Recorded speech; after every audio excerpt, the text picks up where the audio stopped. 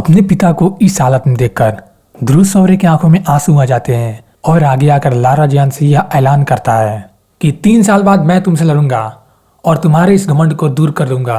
वो फिर एक एग्रीमेंट लिखता है और अपने खून से दस्तखत करके लारा जियान की तरफ फेंकते हुए कहता है कि तुम्हें चैन से जीने के लिए केवल 3 साल है। ध्रुव शौर्य उदास होते हुए वहां से बाहर चला जाता है। वहीं लारा जियान भी शौर्य महल के बाहर जाने लगती है, मगर अभी शौर्य महल के दरवाजे तक पहुंची ही थी तभी पीछे से एक आवाज आता है, मैं जानती हूँ कि आज तुमने जो कुछ भी कहा है तुम्हें उस पर कोई भी पछतावा नहीं हो रहा होगा। ये मत सोचना कि कल को तुम अंबर दल की लीडर बन जाओगी तो हम तुमसे डर जाएंगे। ये मत बोलो कि मार्कस बहुत बड़ा है और इस यूनिवर्स में तुम्हारे दल से भी पावरफुल लोग रहते हैं। इतना कहने के बाद इरा की आंख में एक पीली रोशनी जलती है, जिसे देखकर लारा जियान के साथ आए बुजुर्ग लारा जियान से कहते हैं कि यहाँ से हमें जल्द से जल्द निकलना होगा। फिर हम ध्रुव शौर्य को देखते हैं जो पहाड़ी के किनारे उदास बैठा हुआ था और अपनी ताकत के बारे में सोचकर मायूस हो रहा था कि तभी पीछे से उसके पिता आते हैं और ध्रुव शौर्य से कहते हैं कि क्या तुम खुद को ब्लेम कर रहे हो, तुम छोटे बच्चे की तरह क्यों एक्ट कर रहे हो,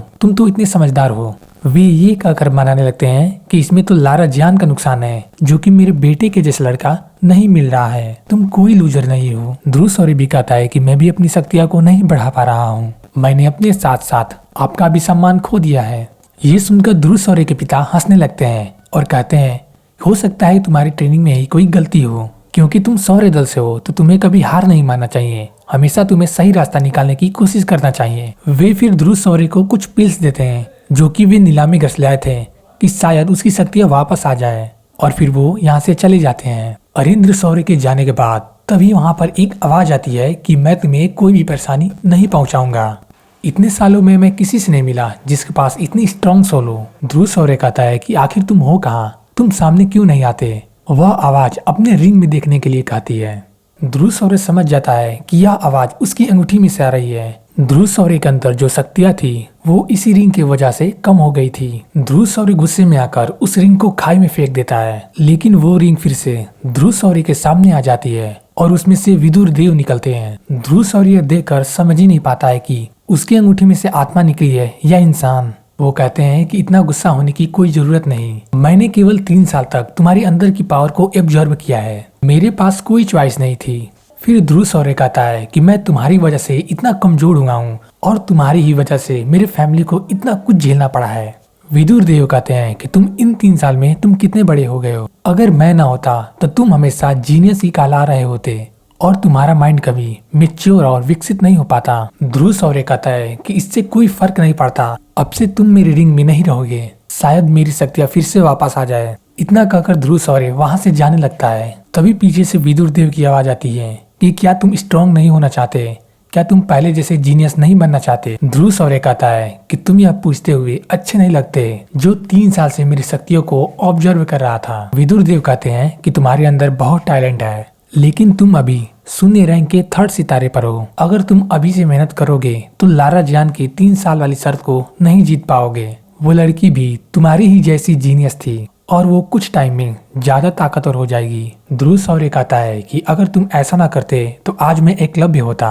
विदुर देव कहते हैं कि तुम गुस्सा मत हो, एकलव्य रैंक के बाद दक्ष आता है और दक्ष के बाद महादक्ष, और ऐसे भी रैंक है जो लोगों को नहीं पता है। वो विद्वान और शक्तिदेव की बात कर रहा है। ध्रुव शौर्य विदुर देव में काफी बहस होता है, मगर अंत में विदुर देव यह दिलासा दिलाते हैं ध्रुव शौर्य को वो ध्रुव शौर्य को 1 ही साल में एकलव्य बना देगा। अगर ध्रुव शौर्य विदुर देव को अपना टीचर मान लेता है तब विदुर देव ध्रुव शौर्य को बताते हैं कि मैं एक हकीम हूँ और वे ध्रुव शौर्य को हकीम का ट्रेनिंग भी देंगे। इतना कहकर विदुर देव ध्रुव शौर्य की अंगूठी में चले जाते हैं और ध्रुव शौर्य से कहते हैं कि तुम अपने साथियों को मेरे बारे में नहीं बताओगे। तभी वहाँ पर इरा आती है और ध्रुव शौर्य से प्यार से बात करते हुए कहती है कि लारा जियान आज के इस वाक्य का अफसोस करेगी। ध्रुव शौर्य हमेशा इरा को एक प्यारी बच्ची की तरह ट्रीट करता है, मगर इरा ध्रुव को पसंद करती है। और फिर ध्रुव शौर्य इरा से कहता है कि मैंने अपने शक्ति बढ़ाने का रास्ता ढूंढ लिया हूँ। ये सुनकर इरा खुश हो जाती है। फिर वे दोनों मिस्रडोनिया शहर के बाजार में चले जाते हैं, लेकिन ध्रुव शौर्य यहाँ से काफी सारी हर्ब्स लेने लगता है, जिसे देख कर इरा हंसने लगती है। लेकिन आगे जाने पर एक जगह कम भीड़ दिखाई देती है। तभी वहाँ आमिष दल के लोग आ जाते हैं और ध्रुव शौर्य के सामने आकर